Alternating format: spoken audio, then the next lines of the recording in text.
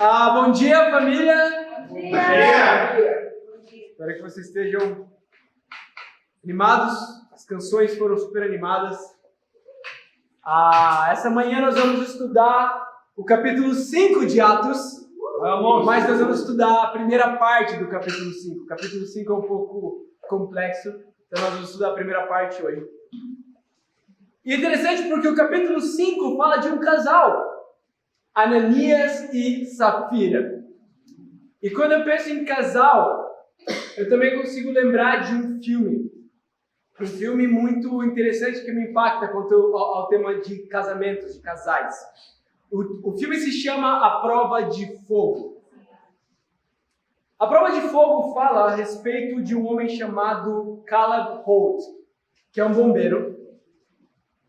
E no trabalho, ele é um profissional que cumpre com todos os princípios. Sendo um deles, nunca deixar os seus companheiros para trás numa situação de perigo. Na sua casa, porém, ao lado da esposa, Catherine, as coisas são diferentes. Ele é um marido ausente. Depois de 7 anos de casamento, o relacionamento está chegando ao fim. Eles estão perto do divórcio. Então, o pai de Caleb pede que ele inicie uma experiência de 40 dias, chamada o Desafio do Amor. O pai de Caleb conta para ele que a mãe e eles tinham, na verdade, tido um problema tão grande no casamento deles, quanto ele estava tendo com Catherine agora. E o que ajudou a salvar seu casamento? A palavra de Deus. O que era o desafio do amor de 40 dias? Nada mais do que 40 dias aplicando a Bíblia no seu casamento. E essa era a ideia, que ele tentasse salvar o casamento. E desesperado, o Caleb aceita a ideia do pai, ainda que ele não acreditava muito na Bíblia ainda, e não acreditava muito de que isso ia transformar o casamento dele. Então, durante 40 dias, ele seguiu o plano, lendo as Escrituras, lendo a Bíblia, aprendendo conceitos e tomando os desafios práticos daqueles conceitos para a vida dele. E depois do 40º dia, sem resultado, sem ver o casamento dele melhorar, ele fica desesperado, acreditando que agora não há mais saída para o casamento dele. Ele e Catherine não podem continuar juntos, eles vão ter que se divorciar. E é então que acontece uma das cenas mais épicas do filme. Quando ele e o pai caminham por um bosque, e ele reclama muito sobre Catherine. Ele fala: pai, eu não consigo, eu me esforcei durante 40 dias. E ela não deu uma resposta positiva. Eu dei flores para ela, ela jogou fora as minhas flores. Eu levei comida, ela rejeitou a comida. Eu me esforcei por ela. Pai, como eu posso persistir por alguém que dia após dia só me ignora? Então, o pai dele, no bosque, se apoia numa cruz. A câmera abre e o pai dele fala: é verdade, eu não sei como. Se referindo, obviamente, à cruz. E a partir daquele momento, Caleb entende que, na verdade, o que Catherine fazia com ele era o que ele fazia com Deus. E a pergunta é respondida aí: como pode alguém resistir por alguém que somente me ignora? Só há uma forma: imitando o coração de Deus. O único que tem persistido por nós, independente do que nós temos feito. Amém? Aqui nós vemos que a relação do Caleb com a esposa dele tinha 100% a ver da relação dele com Deus. Então o título da nossa aula hoje é A Relação com Deus Mostrada na Relação com as Pessoas. A Bíblia traz um princípio muito claro de que a nossa relação com as pessoas revela muito sobre como está o nosso relacionamento com Deus. Muitas vezes, a sua relação com as pessoas é proporcionalmente igual ao que está com Deus, ou é proporcionalmente o inverso. E hoje nós vamos estudar 2 pontos. Um que é proporcionalmente direto e outro que é inversamente direto. Inversamente proporcional à relação com Deus. Vocês estão comigo, família? Sim. A relação com Deus mostrada na relação com as pessoas. Eu acredito que hoje, se nós olharmos e prestarmos atenção, muitas das nossas relações podem mostrar como tem sido o nosso relacionamento com Deus. Vamos em Atos capítulo 5.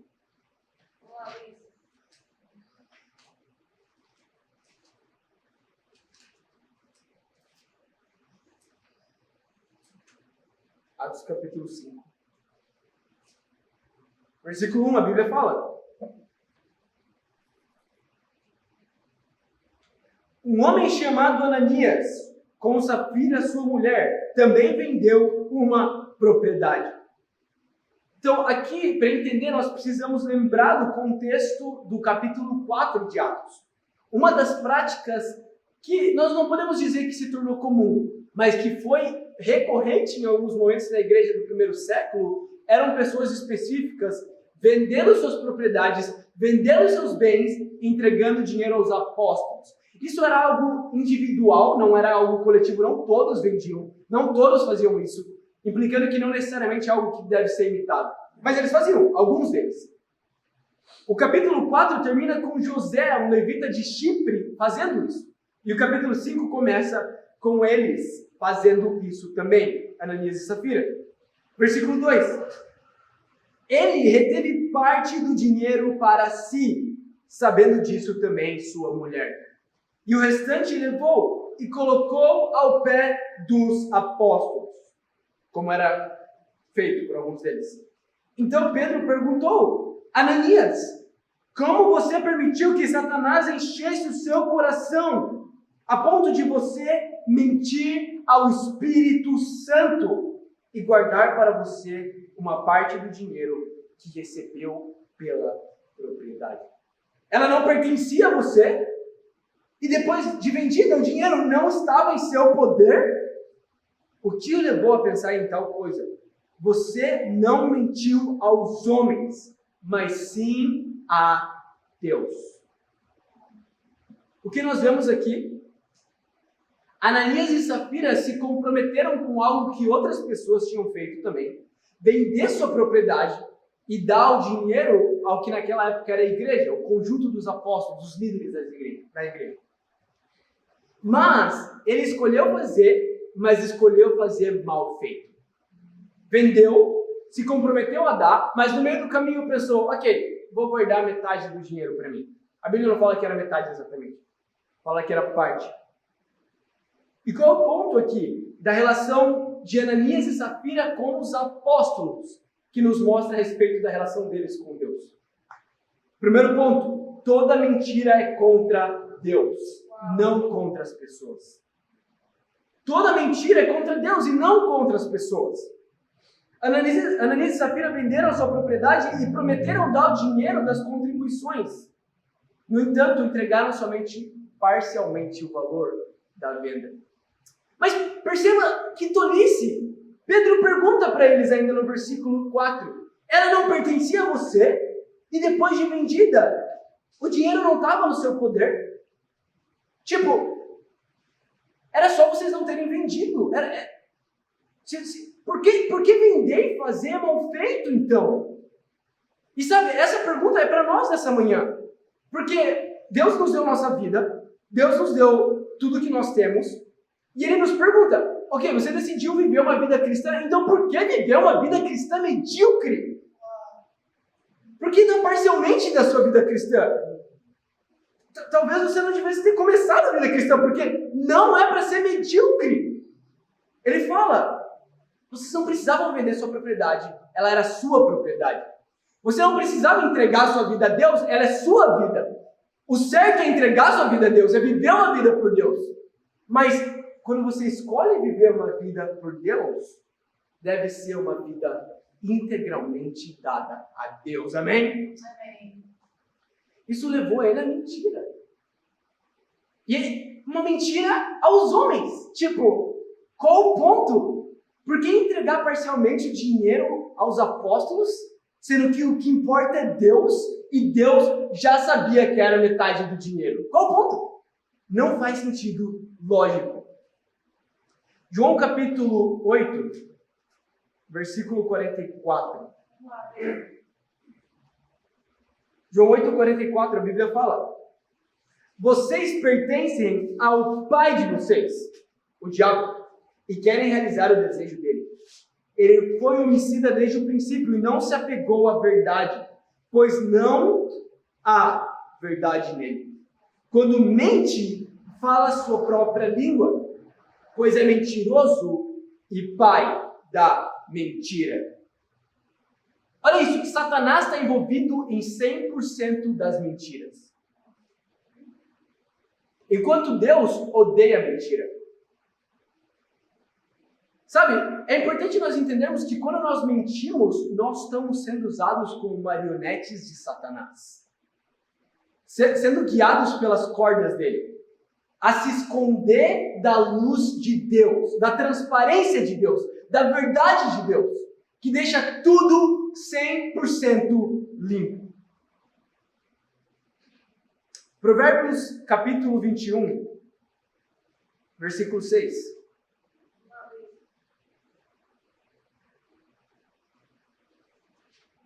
Provérbios 21, 6.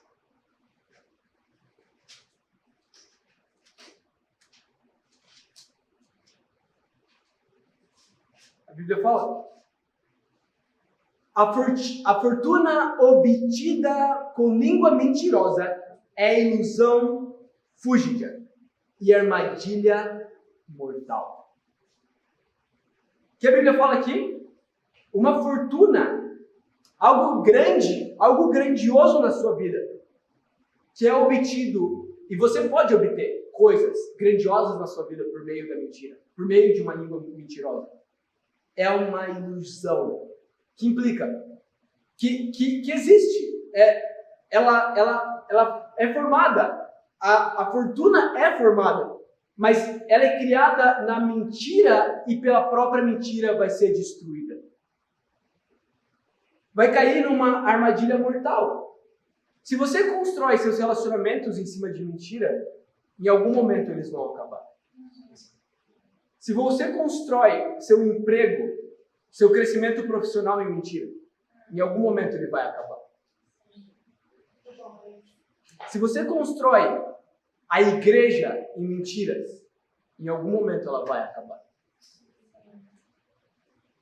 Se nós construímos a nossa vida espiritual, a nossa vida cristã em mentiras, em algum momento ela vai acabar. Se você constrói seu discipulado em mentiras, é uma ilusão.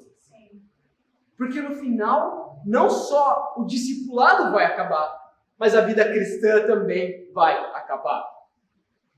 Sabe, é muito importante nós entendermos que toda mentira forma uma construção na sua vida feita de areia. E eu não sei vocês, se vocês gostam de praia, mas eu não gosto exatamente muito de praia. Eu gosto muito de ver arquitetura de areia, coisas feitas na areia. Já vi mega obras feitas na areia. E acho bonito de apreciar, mas sendo sincero, eu penso que é um pouco inútil fazer uma arte na areia. Porque não vai durar muito tempo. E mais cedo ou mais tarde ela vai ser destruída pelo vento ou pelo mar. Assim são todas as coisas levantadas e criadas em cima de mentiras. Um casamento em cima de mentiras. Um namoro em cima de mentiras. Uma amizade em cima de mentiras. Ou tudo vem à luz, ou tudo vai ser destruído. E assim é. Portanto, toda mentira é contra Deus e não contra as pessoas. E pensa bem, como você se sentiria se você mentisse para uma pessoa sabendo que ela já sabe da verdade? Quando nós sabemos que alguém sabe da verdade, a gente nem tenta mentir, não é? Tipo, você tenta dar uma desculpa, talvez. Mas não mentir, porque, tipo, eu vou passar um papel muito ridículo. Vai soar muito feio, né? Ela já sabe. Ele já sabe. Eu não vou fazer isso. A mentira soa muito tola quando quem recebe já conhece. Mas perceba, quando você mente para pessoas, as pessoas podem não saber. Mas Deus já sabe. Quando você mente, você passa muito ridículo diante de Deus. É vergonhoso. Porque Deus sabe. E Deus, obviamente, eu não estou falando que você passa vergonha e Deus ri de você, mas Ele se entristece com você. Porque ao final do dia, Ele sabe e Ele vê. Sabe, eu quero perguntar a você, nessa manhã, tem alguma mentira na sua vida? Tem alguma mentira escondida? Algo que você tem feito? Algo que você sabe que é errado? Algo que você sabe que envergonharia Deus? Que envergonharia a igreja dele? Que envergonharia sua família? Que envergonharia seus relacionamentos? Eu quero dar um desafio para cada um de nós essa manhã.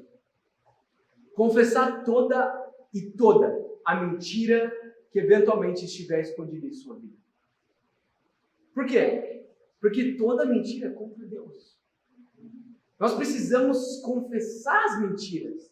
Precisamos falar a verdade para entender onde nós estamos e mudarmos de situação. Amém? Amém.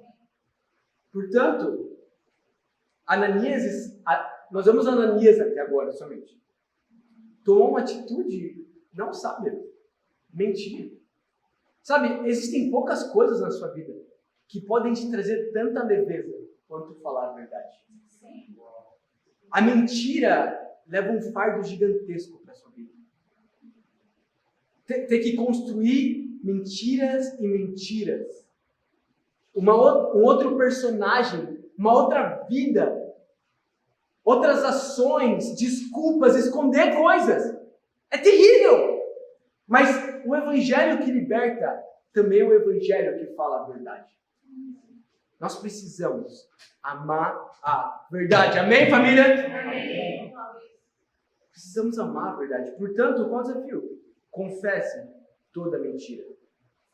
E é importante para aqueles de nós que vamos eventualmente ouvir os nossos irmãos confessando mentiras para nós, que nós sejamos sensatos e misericordiosos, para entender que todos nós podemos pecar.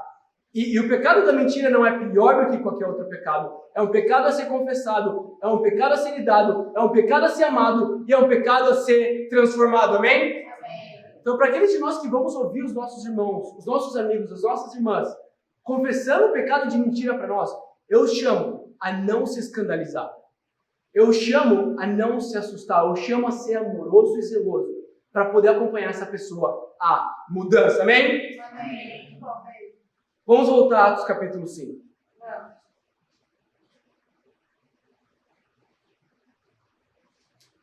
Uma coisa que fere muito as pessoas, quando elas confessam, é a reação das pessoas que ouvem a confissão.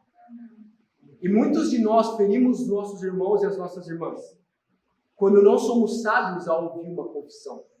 Quando não somos sábios a fortalecer uma pessoa espiritualmente, a dar determinada direção. Então eu quero animar vocês a orarem para ouvirem as pessoas confessando e pedirem conselho do que fazer e serem sábios do que fazer, porque isso pode fazer total diferença. Amém? Amém. Atos capítulo 5, versículo 5. A Bíblia fala: ouvindo isso, Ananias caiu morto. Uau. Grande temor apoderou-se de todos os que ouviram o que tinha acontecido. Então os moços vieram, envolveram seu corpo, levaram-no para fora e o sepultaram. Então, de súbito, a Bíblia fala que Ananias, por ter mentido, caiu morto. De via de regra, nós não associamos a mentira como um pecado brutal. Se eu minto, vai ter mais tempo. Se eu minto, vai ter mais chances. Deus me perdoa. E sim, Deus te perdoa, mas é necessário ter temor de Deus. Porque até quando Deus te perdoa? Até quando você vai mentir? Até quando você vai fugir da verdade? Versículo Versículo 7. Cerca de 3 horas mais tarde, entrou sua mulher, sem saber o que havia acontecido. Pedro lhe perguntou: diga-me, foi esse o preço que vocês conseguiram pela propriedade? Respondeu ela: sim, foi esse mesmo. Uau! Aqui é interessante porque Pedro, ele pergunta algo que ele já sabe. Essa é uma ótima estratégia para descobrir onde o coração das pessoas está. Perguntar algo que você já sabe.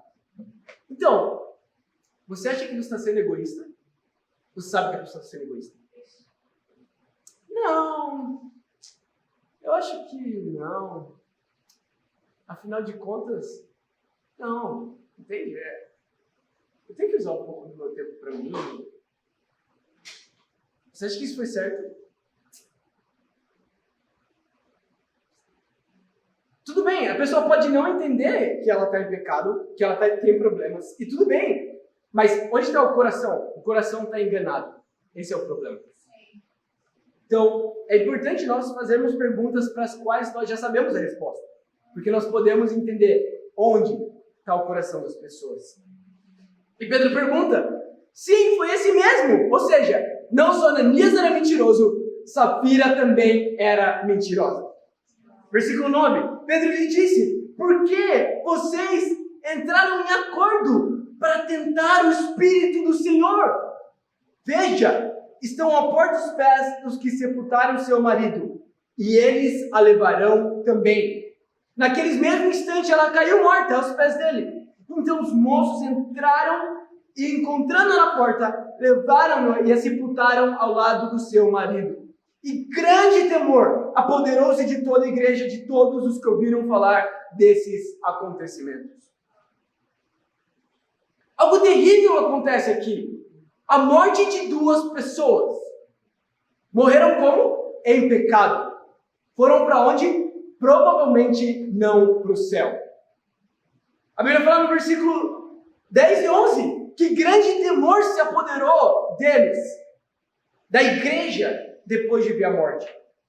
Eclesiastes fala que há mais alegria em uma casa em luto do que onde há festa. Olha o versículo 12. A Bíblia fala: os apóstolos realizavam muitos milagres e sinais no meio do povo. Todos os que creram costumavam reunir-se no pórtico de Salomão. Dos demais, ninguém ousava juntar-se a eles, embora o povo estivesse em alto conceito. Em número cada vez maior, homens e mulheres criam no Senhor e lhes eram acrescentados. A igreja começou a andar quando o pecado foi punido na igreja. Provavelmente, durante o período em que Ananias e Safira tomaram a atitude que eles tomaram, a igreja deve ter tido problemas, dificuldades. Não fala sobre crescimento no versículo no versículo 5 até esse momento.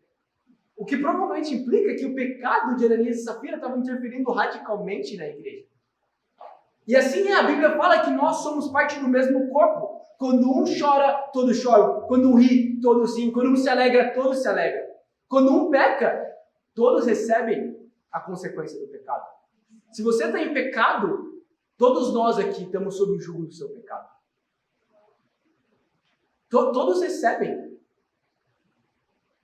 A Bíblia fala que nós não recebemos condenação pelo seu pecado, mas recebemos também as consequências. Nosso segundo ponto: todo temor é de Deus, não é de homens. Todo temor é de Deus, não de homens. Olha isso, a morte promove temor nas pessoas. A igreja talvez não estava tão fervorosa, crendo que precisavam viver uma vida justa. E sabe, eu tenho visto inúmeras vezes na igreja que às vezes nós precisamos ver um irmão ficar fraco na fé para entender o quão radical é a vida espiritual. Nossa, olha aquela irmã, olha, ela está fraca. Nossa, acho que agora eu vou confessar. Olha, nossa, ele ficou tão fraco, ele caiu da fé. Acho que agora é hora. Muitas vezes nós estamos esperando um grande acontecimento fúnebre acontecer para mudar nossas vidas. Para nos dar conta do verdadeiro temor que importa. O temor de Deus. Sabe, a igreja precisa ver a consequência do pecado para permanecer cheia de temor. E eventualmente isso acontece. Pessoas caem da fé. Pessoas se afastam de Deus. Seus melhores amigos. Eu já vi melhores amigos na fé. Eu já vi pessoas pelas quais eu orei e jejuei. Melhores amigos que se afastaram de Deus. E eu confesso aqui do meu coração, eu mesmo só adquiri temor depois de as verem se afastando. Pessoas cujas atitudes eu nem posso relatar hoje em dia. Mas é muito importante nós termos temor de Deus, não temor de homens. Por que Ananias e Safira falaram uma mentira para Pedro, que era o pior que Pedro podia fazer a respeito deles? Pensa bem, o que é o pior que podem fazer a respeito de você hoje, se você confessa? Se você fala a verdade. Olhar para você torto? Que importa olhar para você torto? Te falar uma verdade dura? Que importa te falar uma verdade dura? Olha Mateus 10, capítulo 10, versículo 28. Vocês estão comigo, igreja? Sim. Mateus 10, 28.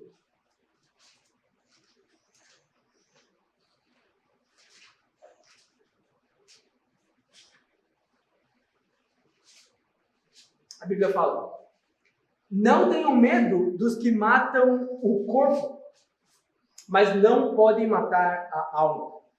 Antes, tenham medo daquele que pode destruir tanto a alma como o corpo do inferno. Uau! Essa escritura me anima muito. Me anima muito porque na vida, conforme mais tempo passa e mais responsabilidade você tem, como mãe talvez, como pai, como líder, como homem, como mulher, como adulto, mais, infelizmente, temor de Deus nós adquirimos. Eu preciso parecer assim. Eu preciso parecer daquele jeito. Eu preciso fazer eles acreditarem que eu sou assim. Versículo 28. Não tenham medo dos que matam o corpo. Eu preciso confessar que ainda como líder de igreja, muitas vezes vem à minha mente, eu preciso que pensem isso de mim. Especialmente das pessoas que estão acima de mim, como líder. Eu preciso que o meu líder pense assim. Eu preciso parecer assim. E eu preciso trazer à mente o temor de Deus acima do temor de homens. Que importa o que o meu líder vai pensar? O que importa? O que importa se ele pensa se eu fiz bem ou não? O que importa é o que a opinião de Deus através das palavras dele. Isso sim. Mas o que importa é a opinião de Deus. Sabe, é muito importante. Muitos de nós vivemos acuados na vida. Por quê? Porque tudo que fazem a respeito de nós nos impacta. Porque nosso temor é muito grande de pessoas. Mas aqui ele fala que se você tem temor de Deus, você entende que o homem nada pode te fazer. Portanto, o temor de Deus tira todos os outros temores. O temor de Deus tira todos os outros temores. É muito importante termos temor de Deus, amém? Amém. E por isso confessar, na verdade, por isso o desafio de hoje. Falarmos se estamos mentindo, se estamos mentindo. Se estamos mentindo para pessoas ou se estamos mentindo para nós mesmos. Se nós estamos mentindo no trabalho, estamos mentindo na igreja, estamos mentindo na família. Por quê? Por temor de Deus. Porque não importa o que vão te falar, o que importa é o que Deus pensa de você. E se você tem mentido, Deus já sabe disso. Portanto, família, quero animar vocês nessa manhã. Vamos voltar em Atos 5 para nós concluirmos.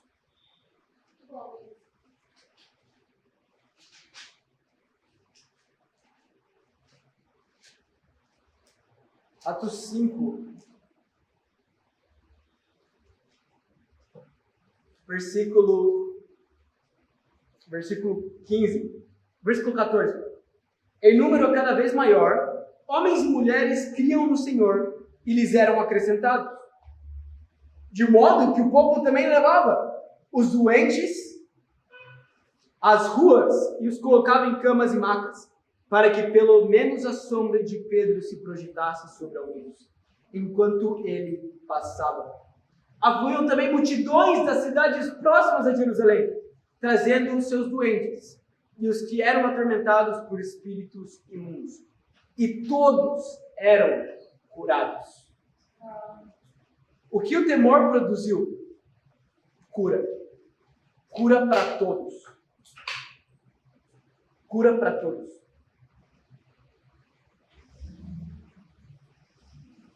Quais foram os nossos 2 pontos dessa manhã? Toda mentira é contra Deus, não contra pessoas. O quanto você mente para as pessoas é proporcional ao quanto você mente para Deus. O quanto você mente para você mesmo é o quanto você mente para Deus. Se você acredita que uma mentira pode ter feito, você está mentindo para Deus. Ao mesmo tempo, todo temor é de Deus e não de homens. Quanto mais temor de Deus você tem, menos temor de homens você tem. Quanto mais te importa o que Deus pensa, menos te importa o que pessoas pensam. Todo temor é de Deus e não de homens. Portanto, é muito interessante perceber como a relação com Deus é mostrada na relação com as pessoas. Perceba, Caleb, o homem do filme A Prova de Fogo, ele tinha um problema no casamento, que era fruto do problema com Deus. E o filme termina com um final feliz. Amém? Graças a Deus. Ele faz o quê? Ele quer construir o casamento, ele quer reconstruir o casamento, mas pela graça de Deus e pela ajuda do Pai, ele consegue começar a acreditar nas Escrituras, começar um relacionamento com Deus, e o que ele faz? Ele começa a amar Deus em primeiro lugar. Como consequência, ele começa a amar Catherine em primeiro lugar depois de Deus. E ele começa a tirar a felicidade dele de Deus e não de Catherine. E o casamento deles, pela graça de Deus, permanece, eles não se divorciam e têm um final feliz. Portanto, qual é o nosso final feliz? O nosso final feliz é ter uma boa relação com Deus, para que tudo ao nosso redor mude. Amém? Amém. Igreja, eu estou muito animado por esse estudo de Atos, especialmente hoje que nós estamos estudando a primeira parte de Atos 5. Nos lembremos do nosso desafio. Espero que assim nós possamos estar leves, falando 100% da verdade. E para Deus seja a glória. Amém.